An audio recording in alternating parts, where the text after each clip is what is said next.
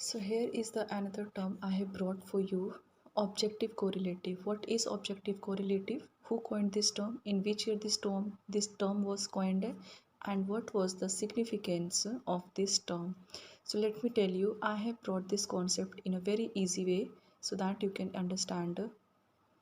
First, what is objective correlative? Let me start with the definition. The objective correlative, object that means anything. Correlate, that means when you relate one thing to another. So objective correlative is a literary technique where objects, actions or situations are used to express emotions without directly stating them.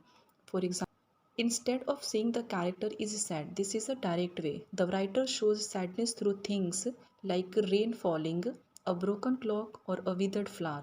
These are the terms used to relate the sadness of a character in.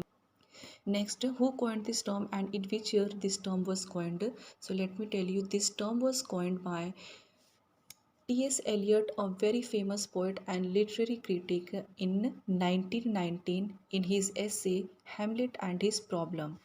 Eliot argued that Hamlet fails to provide an effective objective correlative for Hamlet's emotion. He believed that Hamlet's deep grief and hesitation about taking the revenge of his dead father were not fully justified by the events in the play. That means here Eliot trying to say that why Hamlet was a failure in terms of objective correlation. That means whatever emotion, whatever vengeance we have seen through the Hamlet by Shakespeare, while on the other hand he says that Hamlet was failed to provide any emotion with the object. He also mentioned one of the most popular and famous play of Shakespeare, Macbeth, that Macbeth was successful in using objective correlative by putting an example.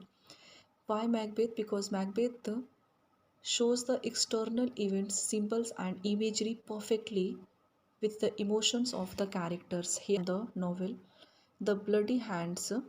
The Bloody Hands. It appears in Act 2, Scene 2nd.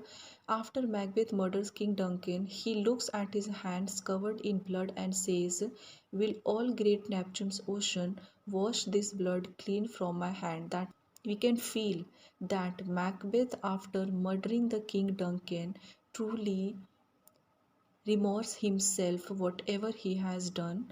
Here the blood on his hands is an objective correlative for his guilt and horror. That means blood on his hands is work like an object which relates to his guilt and horror. Instead of just saying that Macbeth feels guilty, it adds extra emotion and the emotion of and relate this thing to the audience.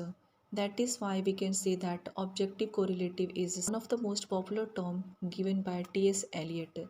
Thank you for watching. If you like this concept, please like, share and subscribe to my channel.